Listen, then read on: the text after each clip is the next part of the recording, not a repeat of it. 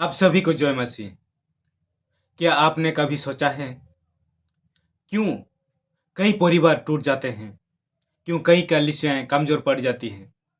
क्यों कई सेवकाई आगे बढ़ नहीं पाती? कारण अक्सर एक ही होता है, एकता की कमी। लेकिन जब परमेश्वर के लोग एकता में रहते हैं तो शोर खुल जाता है। आज हम सीखेंगे एकता में इतना शक्ति क्यों है।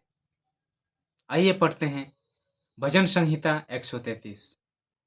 इस प्रकार लिखा हुआ है, देखो ये क्या ही भली और मनोहर बात है कि भाई लोग आपस में मिले रहे।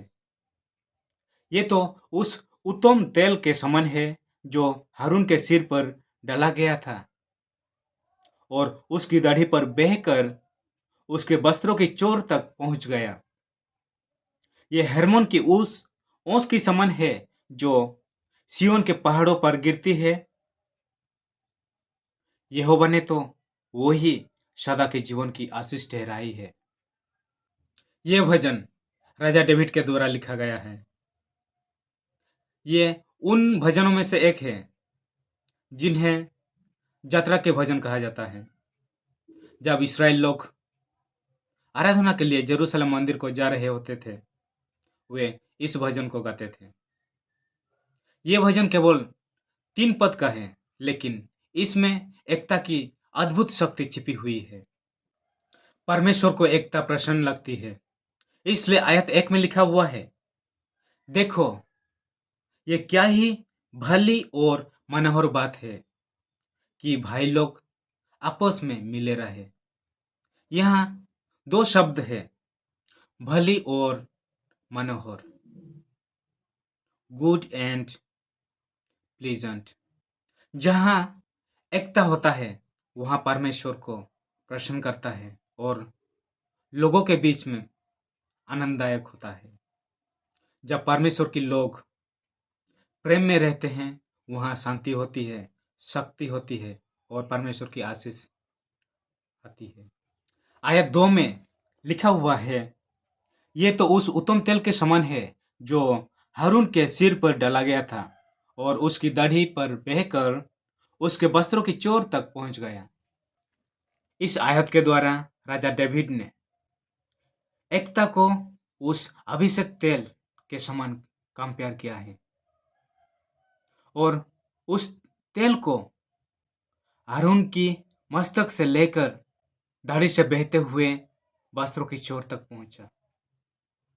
जहां परमेश्वर के लोगों के बीच में एकता रहता है वहां परमेश्वर की अभिषेक लोगों तक बहने लगता है। एकता अभिषेक को आकर्षण करता है।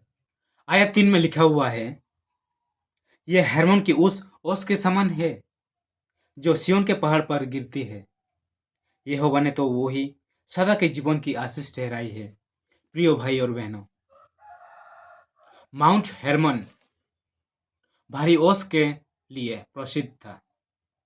इसराइल के क्षेत्र सूखा था, इसलिए ओस ही भूमि को जीवन देती थी। भजनकर कहता है, एकता भी उसी प्रकार है। जब कलीसिया में एकता होती है तो वहां आत्मिक ताजगी आती है, जीवन आता है और फल उत्पन्न होती है। भजन का अंतिम वाक्य कहता है, यहोवा ने तो वो ही सदा के जीवन की आशीष ठहराई है। ध्यान दीजिए, वो ही अर्थात जहां एकता है परमेश्वर अपना आशीष वहां भेजता है जहां एकता होता है। यदि आप चाहते हैं कि आपकी परिवार आशीषित हो, आपकी कलीसिया बढ़े, आपकी सेवकाई फलदायी हो, तो हमें 3 बात करनी होगी। क्षमा करना सीखें, एक दूसरे से सम्मान करें, प्रेम में एक साथ चलें। आज का प्रश्न है कि आपके घर में, क्या आपकी कलीसिया में, क्या आपकी सेवकाई में सच्ची एकता है? क्योंकि जहाँ एकता है वहाँ परमेश्वर की आशीष है। यदि यह संदेश आपको आशीषित कर रहा है तो वीडियो को लाइक करें, शेयर करें और चैनल को सब्सक्राइब करें ताकि परमेश्वर के वचन और लोगों के पास पहुंच सके। Praise the Lord. God bless you.